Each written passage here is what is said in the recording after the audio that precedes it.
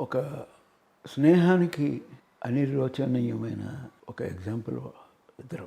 ఒక మనిషితోటి స్నేహం చేయటమే కాదు రామారావు గారు చేసింది, ఆయన బాగోగులు కూడా చూసేవారు. దాంట్లో మొదటిది ఆయనకి ఆయన మీద ఉన్న నమ్మకంతో చేరదీసిన వారిని పూర్తిగా తన మనిషిని చేసుకుని వర్క్ చూపించేవారు. అలాగే ఓ ప్రేమ చూపించేవారు, ఏది అభిమానం అన్నీ ఆయన దగ్గర అవన్నీ కూడా ఒక ఫుల్ ప్లెడ్జ్డ్గా ఉండేవి. దానికి ఎగ్జాంపుల్ ఏంటంటే రామారావు గారు కుర్చీలో కూర్చున్నారు.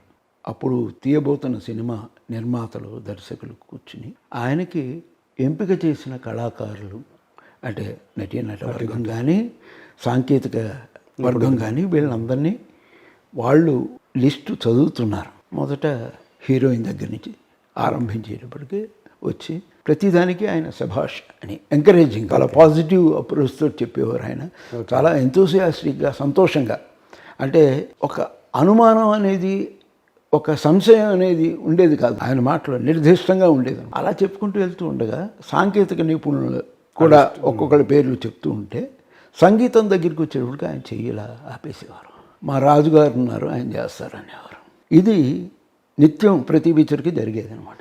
అంటే ఆయన ఎప్పుడు కూడా ఏ కళాకారుని కానీ ఏ సాంకేతిక నిపుణుని కానీ ఏ నటీనటవర్గంలో మనుషుల్ని కానీ వీళ్ళు ఉండాలి వీళ్ళు ఉండకూడదు అనేది ఎప్పుడు ఆయన శాసించలేదు. ఆయన కథ విని ఓకే చేసే వరకే, ఓకే చేసిన తర్వాత ఆయన ఏ మటుకు కూడా దాంట్లో ఒక వేలు పెట్టడం అనేది ఉండేది కాదు. ఏది ఆయన సొంతంగా స్క్రిప్ట్ రాసుకుని డైరెక్షన్ చేసి అన్ని శాఖలు ఆయనకి పరిచయం ఉండి కూడా ఏ రోజు కూడా మిగతా వాళ్ళ విషయంలో జోక్యం చేసుకునేవారు కాదు. అలాంటి సంగీతం విషయం దగ్గరికి వచ్చేటప్పటికే మా ఫాదర్ని ఎంపిక ఆయనే చేసేవారు. దాంట్లో ప్రేమ ఉంది, ఒక నమ్మకం ఉంది. ఇప్పుడు ఒక పిక్చర్కి పెట్టి సక్సెస్ కాకపోతే మనం ఏం చేయలేం. బట్ అక్కడ 2 పిక్చర్లు వాళ్ళ ప్రొడక్షన్లో 2 పిక్చర్లు చేశారు. ఫస్ట్ పిచ్చి పుల్లయ్య, తోడు దొంగలు, అద్భుతమైన సాంగ్స్. అందులో మా ఫాదరు జావళి చేసేవారు. జావళి చేయగలిగిన కొద్ది మందిలో మా ఫాదర్ ఒక ఆయన. అంటే కొద్ది మంది అంటే నేను చెప్పేది ముగ్గురే.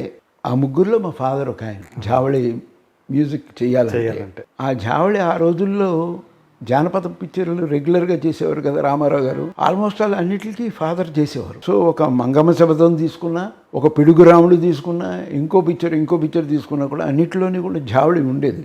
అలా జరిగేది.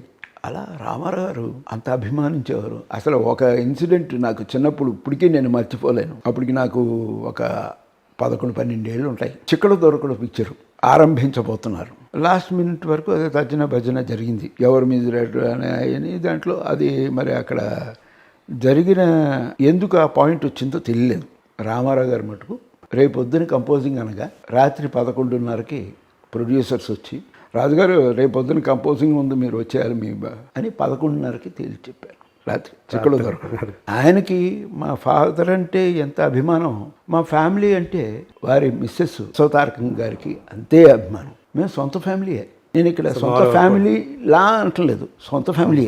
వాళ్ళ ఇంట్లో కూర్చుని చంద్రమ్మ గారు రామారావు గారిని పెంచిన ఆవిడే, పెద్ద ఆవిడే, అండ్ వాళ్ళ ఫాదర్ అండ్ మదర్ వెంకటరామయ్య గారు అలా కూర్చుని కబుర్లు చెప్పుకుంటూ ఉంటాం. అభిమానం చూపించడానికి కారణం నేను ఎప్పుడు అడగలేదు యాక్చువల్లీ మా ఫాదర్ని. అంటే అంత వయసు లేదు మాకు క్వశ్చన్ చేసి ఆయన చెప్పేదాన్ని అంత ఆకలింపు చేసుకునే అంత ఇది లేదు వయసు. ఒకే రూమ్లో ఉండేవారు. వ్యాసారావు స్ట్రీట్ అని టీ నగర్ ఈ ఉస్మాన్ రోడ్కి పర్పెండిక్యులర్గా ఉండేదన్నమాట. ఆ స్ట్రీట్లో ఉండేవారు.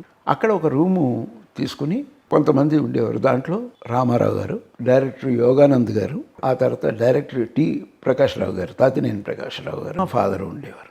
అక్కడ చాలా క్లోజ్గా మెలిగేవారు.